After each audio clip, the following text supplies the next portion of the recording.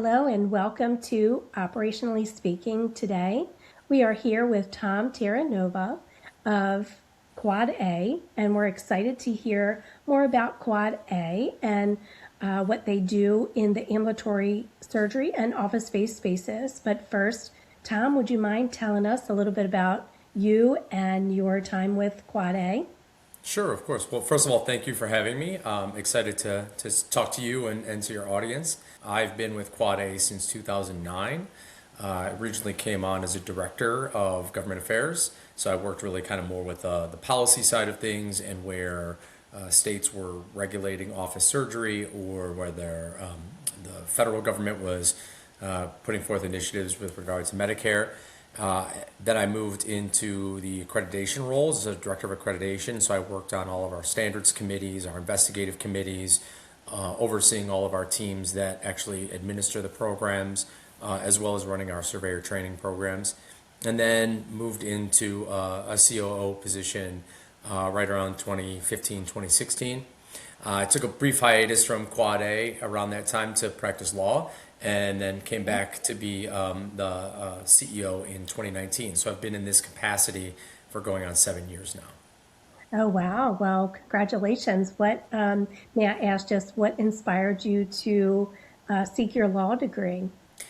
Well, as I said, I kind of came in originally as a director of legislative affairs. So most of my counterparts from other agencies already had a law degree. I had kind of a legal-ish background. I had completed a master's degree that was kind of interdisciplinary prior to that. About a third of my coursework was in the law school.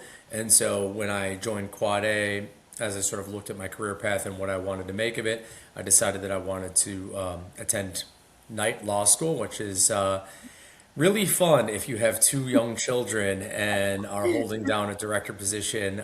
Not sure if you realize, but full-time law school is about 4 classes a term. Part-time is 3, so it's not much of a break.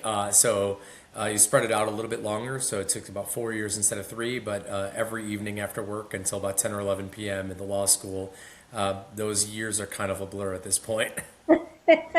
Yes, I can relate over the years for different, colleges that and degrees that I had worked on over the years. So, well, congrats. That's an awesome achievement. So, Thank you. yeah. And then could you tell the listeners a little bit about Quad A? I know it feels like they've been in the industry for a very long time, but I really don't know Sure. Quad A's history. Sure, yeah. So, in short, Quad A is a little older than I am. And so Quad A really goes back to sort of the mid to late 70s in terms of an idea. Round about 1976, 77, 78, that's when primarily plastic surgery was migrating out of the hospital OR. As I've spoken to a lot of the early adopters and some of the people that were around at the organization's founding, the dynamic was that plastic surgeons really couldn't get on the OR rotation at the hospital because there was really important, really big cases like cardiac cases that Right. took precedence getting over into the OR. And so as those plastic surgeons moved into the office world and practicing in their own office-based surgery practices, which was really kind of unheard of at the time, it was quite controversial. And so back then, the American Society of Plastic and Reconstructive Surgeons commissioned a committee to study the dynamics of what was going on in healthcare. And they really saw this as a potential pitfall, as a potential roadblock, as something that was not going to be easy to transition out of the hospital and into this new environment. And very early identified that there needed to be a completely impartial, arm's length, third party quality assessment program that really showed that the people who were moving into the office surgery realm were not just wild cards that were doing whatever they wanted, that they were really taking care and employing the appropriate procedures and protocols and protections really for their own patients. And so that committee made a recommendation that there needed to be some sort of accreditation. The OECD calls it an EQA, which is an external quality assessment. And so that's really what they wanted to do. And in 1980, a group of that kind of committee founded Quad A as a nonprofit organization. So even though we came from that, we were completely separate, independent, and third party. So the whole idea was to be not part of ASPRS, which is now called ASPS, and so it was to definitely be a separate body. And so that's what happened. We were kind of created with a single focus originally to focus on plastic surgery, and that's a really great dynamic to be in, because I think that a lot of the more commercial elements of medicine that creep in year after year after year really have always been the case in plastic surgery. So that new dynamic isn't really new to us. And so we stayed as a largely focused on plastic surgery for probably close to the first decade of our existence. And then over time into the 90s, the mid 90s, the late 90s, that's really where we started to become much more multi-specialty in focus, dropped plastic surgery from our name, and became the American Association for Accreditation of Ambulatory Surgery Facilities. And in 1997, couple of things happened. One, both now there are two plastic surgery societies, both of whom determined that all of their members needed to be working in a licensed facility or an accredited office in order to remain members. And so that became a huge mandate in plastic surgery to say, we are going to have all of our members demonstrate compliance fully with standards so that they can really hold out to the public and to regulators that they're doing things the right way. And around about the same time, California passed a rule that, a law that every office surgery setting is the term that California uses, that uses sedation or higher levels of anesthesia had to be accredited. And there began a much more broad diversification of the accredited population, because now gastroenterology, urology, ophthalmology, all these other specialties had to start becoming accredited to comply with the state law. And then that law kind of begat laws in New York and Florida, in Ohio and other states over the next decade or more. And so slowly but surely, other states have put in, not all of them, but many states have put in requirements or suggestions or guidelines for accreditation, which then kind of brought other specialties into the fold. I will note, however, that plastic surgery remains the only specialty that has an internal mandate for accreditation across the board. Interestingly, the American Society of Anesthesiology has a pretty strong recommendation and guide kind of pushing anesthesia providers to be working in accredited locations, but that's kind of the extent to which we've gone on the specialty side. Law and regulation kind of pops up intermittently, unfortunately, in response to adverse events. But that's sort of, generally speaking, who we are, where we came from. We're still very highly associated with plastic surgery, but to be honest with you, plastic surgery makes up about 40% of our total accredited population. So while it remains the plurality, kind of the leading specialty among accredited facilities, we accredit facilities across every ABMS specialty, osteopathic board specialties as well, and foot and ankle surgery or podiatry. Okay. All right. And I'm very interested to talk about the different programs that you have. But I have a question. So you know that there are, several other accrediting organizations out there now that all rank with deemed status for Medicare. And so I think what would be helpful for our listeners too would be to hear a little bit about, what sets you apart from the other AOs. I think that, for new surgery centers coming online or office-based suites, maybe those who are looking to change, could you tell us a little bit about what sets Quad A apart? Sure. So first of all, yes, deemed status is a really important thing. For anybody who doesn't know, who might be in office surgery, deemed status is essentially the terminology for using a private accrediting organization to get Medicare certified. So Medicare can be a bit particular about how we use the terminology. So Medicare certifies what we are as a deeming authority, or an AO, an accreditation organization, who has deemed status, which means we can deem people for accreditation that recommending them for CMS certification. So once any deeming authority sends their final survey report to the Medicare offices, we make a recommendation for certification, and then that Medicare office actually still issues that certification number, so the Medicare CCN. And so that entitles the facility to facility fees based on the Medicare fee schedule.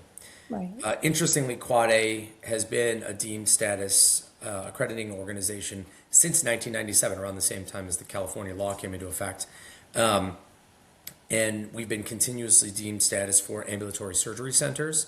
Incidentally, we also have deemed status accreditation programs for rural health clinics. These are non-urbanized areas by the census determination that are also medically underserved. So they have special designations from the government indicating that there are not enough medical professionals really to provide a lot of care. So Right. there are very often most of the care is being provided by mid-levels, such as nurse practitioners, RNs, PAs, in some cases midwives and clinical psychologists. So those people would provide really kind of the day-to-day care, and there's probably oversight by a physician. Right. So that's a program that we have as well. And then we also have a program that specializes in occupational therapy, physical therapy, and speech language pathology that's also Medicare deemed. So we actually have 3 programs that are recognized by Medicare for reimbursement to facilities. All in all, I will say this, every accrediting organization does a pretty good job. Any facility who's out there, whether they want to be accredited for private practice or for Medicare reimbursement, get accredited. Everyone does a pretty good job. It's about fit. It's about the dynamics that you value as a facility and about how it works for you. Because if the program doesn't work, you're not going to comply with it, and you're just going to be in this endless loop of trouble. So I would start by saying that I have profound confidence in our program. One of the reasons that I have that is because I just know our commitment. I know as a nonprofit organization, our commitment level is to patient safety. So everything we do is driven by, first, the question of, does this benefit patient safety, or at the very least, does it not hurt patient safety, before we decide to put a new role in, and we try to drive that as much by data as we can. Our approach is very collaborative. It is very educational. We try as much as we can to use peers. It gets harder and harder as you want to have more professionalized surveyors, but you want people who are working in an outpatient environment as well. So the approach to a survey is not one of, I gotcha, right? It's an open book test. Our standards are freely available on our website, so everybody can have access to them. They know what they're getting into. They see the tools the surveyor is going to use. And the surveyor walks on site and kind of uncovers the blemishes, but in a way that is not supposed to be punitive, and it's not supposed to hold the facility over the coals. Quite the contrary, the whole objective is to say, hey, here's a problem. Let's work through it together. Let's give you some tips even. I can tell you how it works in my clinic. Let's find ways for you to make compliance happen in a way that fits your model of care and business and operation, because it's not going to be cookie cutter, right? We can try, but the reality is everybody's a little bit different, and every facility and every location is a little different. So I think the educational process is one thing.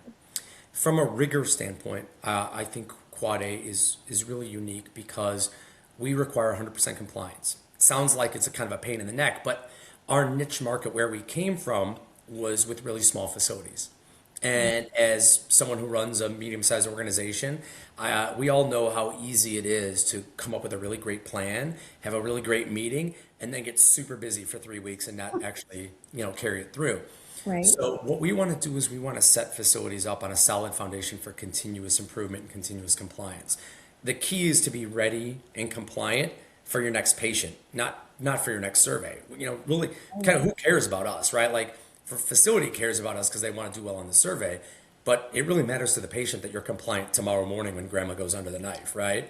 So that's really the key is we want the 100% compliance to say, you've demonstrated compliance with every expectation. Now we know that you have the roadmap.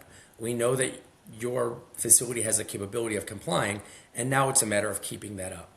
In part with that, we also require evidence of corrections. Even Medicare, once somebody's cited for a deficiency, once they establish a reasonable and acceptable plan of corrective action, that's when Medicare confers accreditation or certification. Quad A, on the contrary, sticks with the facility until they actually submit evidence that the correction's been carried out, and that's for that follow-through example that I just said, right? You come up with Right. a great plan, but you get really busy, you forget about it 3 weeks later. Oh my goodness, we forgot to do that training. Right. It never happened. So we want to make sure we're kind of the partner with the facility all the way through. And finally, I just think, again, fit wise, we were designed to work with small and mid-sized facilities. That efficiency and kind of pinpointed direction is beneficial even to the largest facilities, but to the smallest facilities and the mid-sized facilities that whom human resources are a premium, that kind of efficiency and directness is critical because they don't have the capacity to create committees and commissions all over the place. And so to be really direct and tell them exactly what's expected, I think is helpful. And then the one final differentiator, not to go on too long-windedly about this, is that we collect data that's really unique. As far as I know, it's the only data set of its kind in accreditation, really the world over. And that is that every facility that is accredited by Quad A, whether it's Medicare program or not, submits their total number of cases every period, which is quarterly. Every operating physician submits 3 random cases, and there's some basic data points about that, and then all their adverse events. This is not an enforcement or monitoring tool. This is a true patient safety study across the population, anonymized and aggregated, so we can spot trends and look for insights that will improve care. We partner with researchers from academic institutions and published papers that advance the practice of medicine, whether it's plastic surgery or elsewhere, to improve screening, improve monitoring, improve record keeping. So it informs the standards, but it also informs how people who aren't accredited might practice for the benefit of the patients. And so I think that really sets the whole system apart. Yeah, well, thank you for talking about all of the things that set you apart. A couple of things really stuck with me as you were talking. One is the proactive and collaborative approach. We're agnostic. We take care of a lot of different surgery centers and work with all of the AOs. And I think that is paramount. I think having a collaborative approach with the ASC, with the team members, really helps them kind of buy in. That's my personal Sure. take on that scenario. And then I was unaware of the whole data study that you do. I think that's amazing, especially this day and age. Data is a premium. Yes. And so do you share like the findings with your organizations? Is that who kind of reaps the benefits for this, or? It's sort of a mix. We're sort of looking at better ways and more inclusive ways to provide direct inputs to the facilities. Now, obviously, no facility wants their own data parsed out because that's kind of scary. Data Sure. privacy is obviously Oh, yeah. critical. So everything's done at a population level. So, obviously every AO, especially in the accreditation space for ASCs in the Medicare deemed space, we have to require quality assurance programs and quality improvement programs.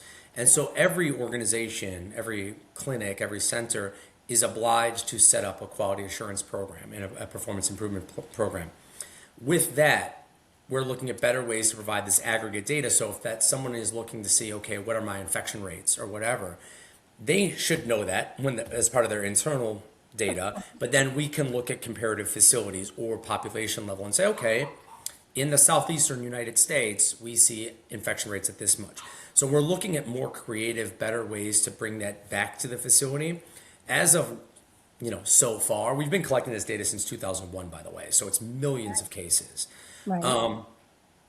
We have published, gosh, it's got to be approaching 10 or 12 different papers with different researchers. So our longest standing research relationship is with a bunch of researchers at Harvard, but we have faculty that work at UC Davis, and one of his repeated studies that he does, and he presents a lot instead of writing articles, he kind of presents this at conferences, is the Yeah. rate of pneumothorax after mastopexy. So this is plastic surgery focused. Sure. But actually, I think one of the most powerful ones is the researchers at Harvard picked up on a series of studies that we did related to DVT. And so very early on, the data revealed that accredited surgery is as safe or safer than any other published rates in hospitals or licensed entities. But when there was an adverse event or when there was mortality specifically, the leading cause of that was DVT. And so we based on that, put in some stronger DVT screening standards very early in the timeline. Right. Right. Once we did that, then some more researchers went back in and looked at it and saw and did some retrospective studies on cases of DVT that still existed and found that there wasn't the proper screening done. And so we sort of kept following up on this string over the course of I think 5 or 6 articles. And the most recent article was the first time we actually paired compliance data with the data from adverse events from DVT. And what we found was pretty much in lockstep. The years that we had the highest amounts of citations for failing to do appropriate DVT screenings, lo and behold, it was the highest years for mortalities and adverse events from DVT.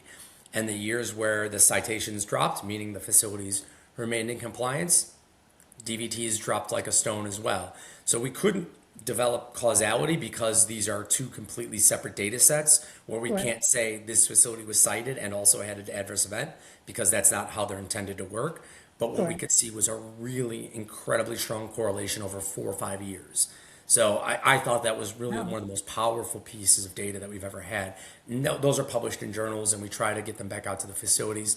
Unfortunately, sometimes facilities aren't super eager to read the news that's submitted by their accrediting organization because they're really only used to coming to us for accreditation information. Sure. We're Sure. trying to increase that visibility so they realize that we're providing useful information back to them at all times. Oh, well, that's exciting. I'm a geek when it comes to all that stuff. So thank you for sharing that. I'll be looking that up actually.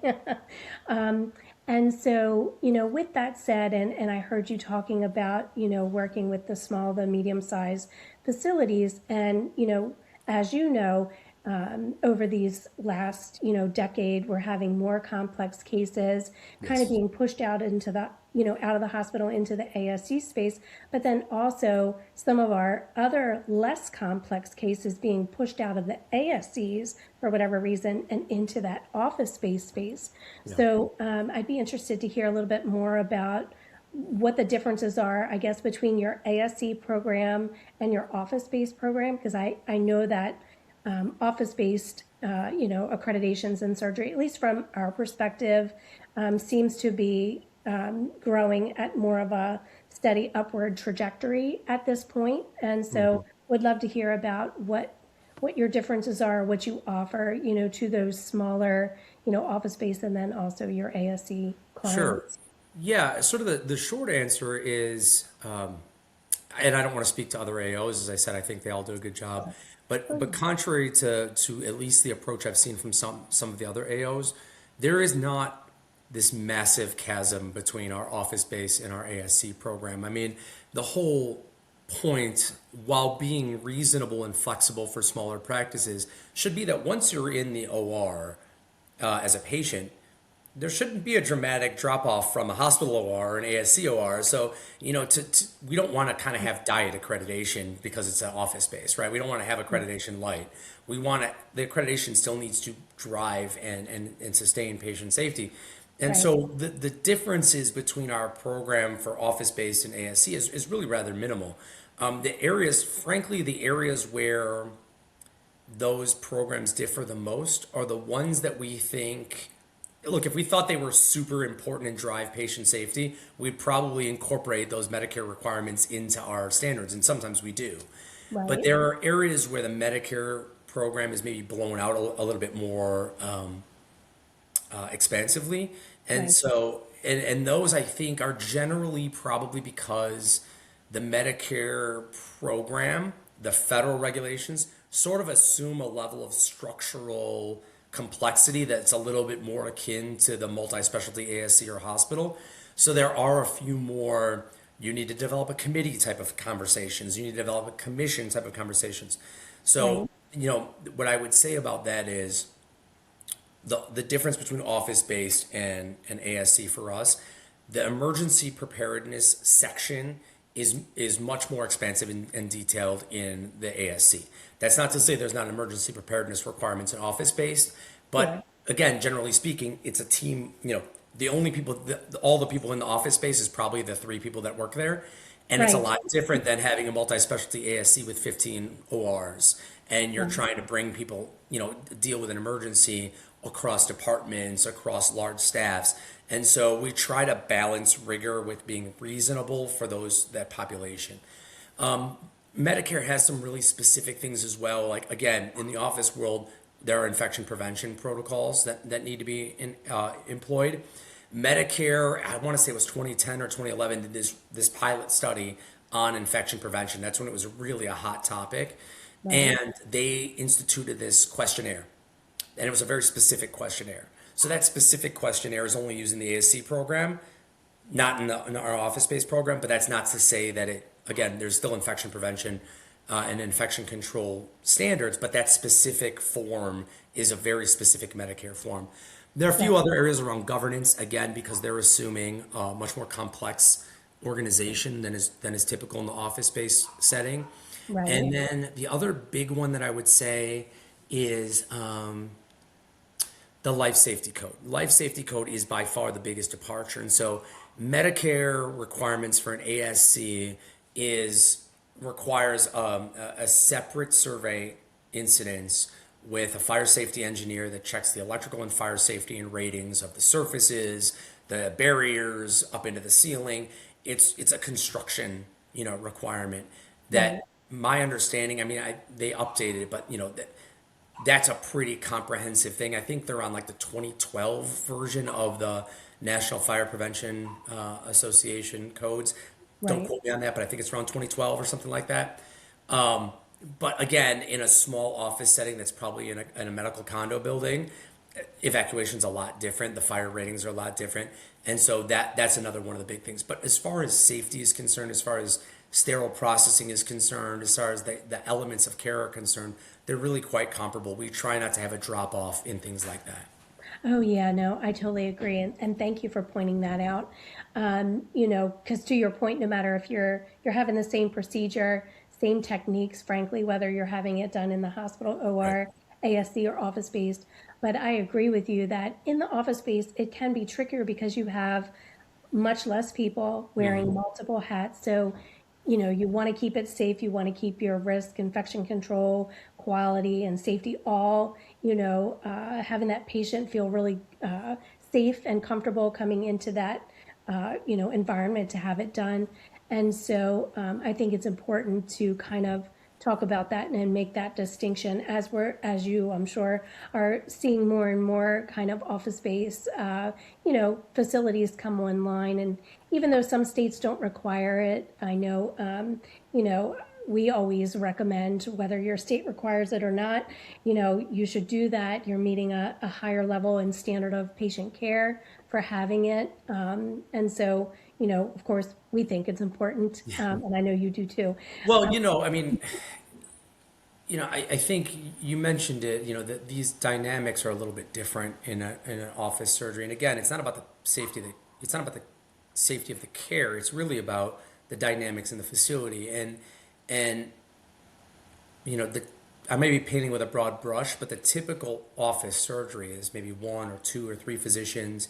The intimacy is the draw, whether it's aesthetic surgery or not. The Right, intimacy of this doctor has worked with this nurse for the last 22 years and they know each other's movements inside and out. And so I want to go there because I feel I'm going to be almost like in a family environment. And, right, and so there's an attraction there that if you approach the accreditation the same way as you would approach a hospital's, there's an it's illogical to set up a committee. Who's the committee? Who's the committee that's going to run this part of the program or that part of the program right. when the staff is a doctor, a nurse they've worked with for the last 22 years, an admin, and maybe a scrub tech, right? Right. So those elements, that's where you really have to thread the needle. And I think that's what our program does well, of being really rigorous without kind of saying, well, you have to operate like a university health system. It doesn't, Right. doesn't make a lot of sense. Right. Well, thank you, for kind of going into that detail. I think it's important, and I think it's important, for people to understand, as they move forward in developing or becoming accredited or anything like that. One thing I know I wanted to ask you is I believe you all have some exciting news coming out in March or so. Did you want to talk about that a little bit? Yeah, sure. Yeah. So just this last March, so a little over 6 weeks now, our MedSpa program launched. So officially, we're calling it non-surgical aesthetics and wellness. MedSpa for short, but also because that's kind of a marketing term that's common here in the U.S. and we work across at the moment 16 different countries, so the term MedSpa doesn't really resonate everywhere. Right. But this program's been in development for just about 2 years now, as you can imagine, and as I'm sure everyone out there listening knows. Med spas are popping up kind of like dandelions in the spring. Um, I think at last count, there's somewhere between 10,500 and 11,300 of them in the U.S. Wow. Estimate I heard a couple of years ago is that we're about 10% saturated. So I keep telling everyone when we're all said and done, market estimates are that there will be about 125,000 med spas in the United States. So if you think there are a lot now, just wait 5 years. Wait. Yeah. Very early on, we realized that there's a need in this market. I've been to medical regulator meetings, dental regulator meetings that say, and I'm not disparaging any segment of the market, Right. but these regulators say, in my state, enter state here. In my state, you can pick somebody up under a bridge and have them injecting by noon. Right. And that's really disconcerting. And there's the common misconception out there is that there's no risk. There's low risk, but there's still risk. And I think patients have begun to take this as a no risk situation and are shocked when adverse events happen. And Right. unfortunately, some providers take it as no risk as well, and then again are shocked. Right. And so what we're doing here is try to once again thread the needle and say, okay, we know this is not intensive cardiac care. We know this is not an orthopedic surgery. We know this isn't surgery at all, but it's still something. And it's still medicine, it's still medical care. And Right. so the endeavor here is to make sure that we apply the appropriate patient safety protocols to standardize the marketplace a lot, right? Because right now there's noise. There's no way for a patient to differentiate good provider from bad provider, corner cutter from someone who does everything right. It's Right. just feel, sense, TikTok followers, price, Sure. convenience, and there's occlusions, there's necrosis, there's blindness, there's real problems that can happen, and if we don't protect patients, it smears the whole industry, and it will smear the good people too. So we launched this program. It was 2 years in the making. We used two independent external bodies to craft and then feedback on standards. Our committee, mediated between the two positions that anywhere there was disagreements. We opened this up for public comment last year. We fielded 5 pilot program inspections in 5 different states. And about 2.5 weeks ago, the first facility made its way through the program and received accreditation. They're in Seattle, Washington. And they're the first ones. And there's a few more already in the pipeline. I'm speaking a lot this year on this topic within the industry. Everyone in the industry that I talk to recognizes a need for this. It's a little bit scary, I think, for the first movers, but they recognize it. They all know 5 providers in their immediate vicinity who are great and 5 providers who are terrible.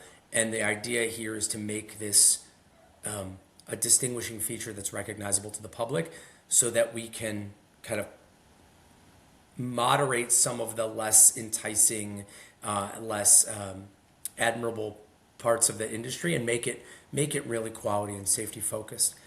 And I just want to say, and it goes back to surgery as well. You talked about the states that don't require it. Right now, no state requires accreditation for med spas. I can tell you, I know I've been on fairly good authority that there's at least 3 or 4 states considering something like an accreditation mandate for med spa.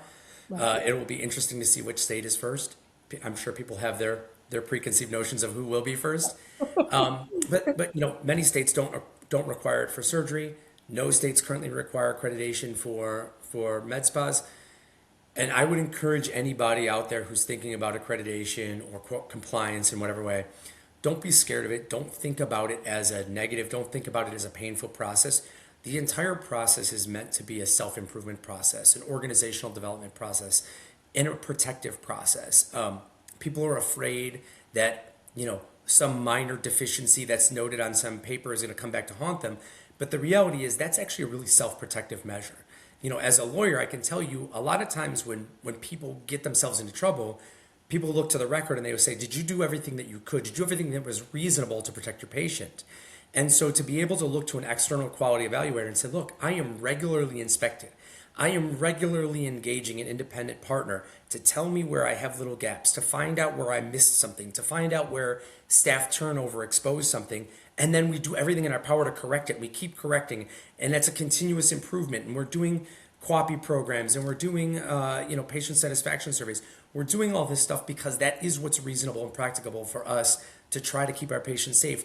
This thing that happened was despite our best efforts and is part of the inherent risk of medical procedures. That's a really helpful thing. It's not a harmful thing. And I just want to make that point to facilities out there, because I think they think of some facilities, depending on leadership, can think of it as a scary thing that opens you up to more problems rather than as a self-protective measure. Yeah, no, thank you. I agree with you that, having that collaborative relationship, learning, always looking for improvements, that's the biggest way, A, to keep patients safe, but also B, to mitigate risk. I mean, and at the end of the day, that's what we're all trying to do is, Right. with our quality, infection control, all of those things, is to keep our patients safe. We want the best outcome for all of them as well. And I think that, certainly in the med spa, even in some of the office spaces where, we come in and maybe and nothing ever malicious, everybody's meaning well, but you see practices that have not maybe been honed, or maybe they haven't Yeah. had the appropriate training. So I think this is great what you're doing with the med spas to get everybody, practicing on that same level. Yeah. I can imagine infection control is huge, and, bloodborne pathogens, and, medication storage and all of that. Can you answer, is it like likening it to an OBS accreditation, but really more focused on specific areas? I'm just curious. Yeah, absolutely. So first of all, you said something really important there, and that's that most people are well intentioned. It's Yeah. easy in this space to kind of go down the road of the untoward events and malicious and malevolence, but that's really not the case. I mean, most people, they're well intended and either not up to speed, or they get slack, or they are short on resources. We're all short on resources now, right? And smaller and mid-sized facilities can't keep up. And I'll tell you, over my decade plus at Quad A, we continuously are evaluating our top deficiencies. Top deficiencies are almost always populated by documentation. And we can try to write that off and say, well, it doesn't really matter to patient care, but it does. The consistency matters, right? Making sure you do something in the same way, bleeding tendencies, drug interactions, whatever. But healthcare providers are trained to treat, not to fill out paperwork, right? So, like, if you have a choice of what you're going to do with 15 minutes, am I going to go deal with this patient, or am I going to really devote myself to doing this documentation? Without someone kind of holding you back to that documentation, you're going to gravitate toward patient care.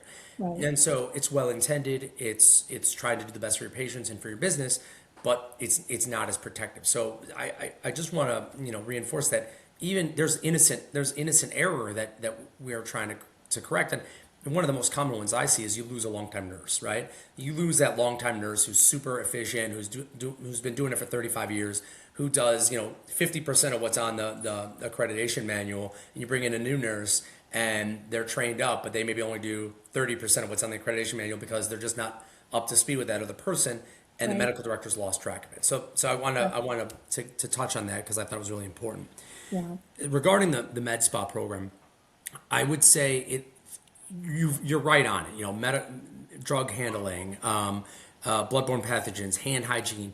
But the other parts that are really important there's a couple things. One is there's been no stratification of the services provided so far, right? In medicine, surgery, we're all used to either class A, B, and C levels of sedation, or level 1, 2, 3, whatever your state might do. But we're used to that level of the continuum of local all the way through general anesthesia. And Right. that's sort of having some barriers to where the next level of monitoring and things like that have to come in. There's really no such thing currently in existence for med spa. So we created it. We got a panel of experts together to kind of say, how are we going to stratify the risk? What kind of procedures are green, yellow, orange, and then red, which was like, hey, that's surgery. Don't even look in this manual. Right. But to know the level of risk that's involved in those procedures is, I think, step one, right? Because they're not all created equal, just like surgery isn't. So I think that's kind of part one, and there's some pretty expansive description of some of those services in our manual. Okay. On top of that, folks who tend to do this job in the med spa may not have the same level of training and background. It's so varied, right? You could have a really accomplished surgeon who's doing the same job in some as someone else in another state who's a layperson who's learned on the job. And Right. that layperson could really be proficient at doing the actual procedure. Injectables is always what comes to my mind, right? So Right. someone could become a great injector and they could learn how to do it and they could be really great at it. But that doesn't mean that they've got the training in the underlying systems and health systems to one, identify if an adverse event is happening, Right. two, understand what it means and how to escalate it, and three, how to treat it. So a Right. lot of what we're talking about from accreditation comes to this, right? How do we make sure the medical director is involved and is knowledgeable? How do we make sure that the frontline people are properly credentialed and trained, and that they can also respond when an emergency happens by escalating, by identifying, and by treating and making sure that the right emergency equipment is there? It's pretty all over the map. So to standardize that and say, hey, maybe having an AED is a good thing, right? Like the mall by my Right. house has one, the Right. Pilates studio has one, probably the med spa should have one too.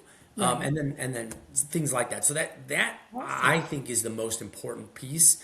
Is that's the new part here to say it's great that you're an injector that's become really accomplished, but the parts that go around it, we're talking about a lot of patient interactions. It's inevitable that something is going to trigger at some point, Right. just based on the law of numbers and the expected complications rate. Can you Right. see it? Can you escalate it? Can you treat it? Awesome. Awesome. Well, that's, I'm glad you all, thought of that, as we see more and more med spas, to your point, pop up on every corner, more and more of us are using them. And Sure. you often wonder, are they are they doing hand hygiene? Are they doing this correctly? Are they scrubbing the hub? That's the things that I think of, Sure. when I visit there. As a nurse, you're kind of attuned to, okay, kind of watching things. So I think this is great. Well, That you're a sophisticated, patient and consumer, and I'm hoping more patients become that. But in the meantime, it's about starting that conversation as well, so that patients themselves, whether it's surgery or med spa services or whatever, when they walk in, realizing that if you're in Iowa and you're going to a surgery center or an office surgery to get anything done, no one's probably been there, and it's a good question to ask that provider. When's the last time you were accredited? Who are you accredited by? And if not, then find a different provider who's put themselves through the rigors to make sure that they're doing things the right way and that has the self-check. You want a peer review essentially. yeah, And if they're right, not doing that, I think the logical question is why not? right, right. Now, good point, Tom. Thank you. Well, I think we've learned a lot here today about Quad A and certainly what sets you apart and your new program, for med spas. Is there anything else before we wrap up that you would want the listenership to know about Quad A? No, just there. If you're familiar with us, don't assume that we're only work with plastic surgery. That's still a lot of times the reputation that we have. Plastic Right. surgeons are great. Their offices tend to be really nice, and they try to do a really good job, just like every other specialty. But that's not the only people we work with. If you want to check out our program, it's QuadA, QUADA.org, QuadA.org. Our pricing is transparent, so if you're accredited and you're reevaluating where you want to go, what I will tell you is you can download your standards for free and see exactly what is required of Quad A accreditation. You can see the price and you can compare it to what you've been priced to.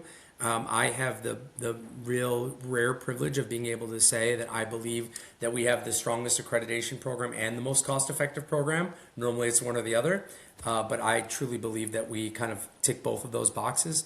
So from a facility standpoint, I would encourage you to check that out. Even if you don't want to get accredited by us, you might get good ideas.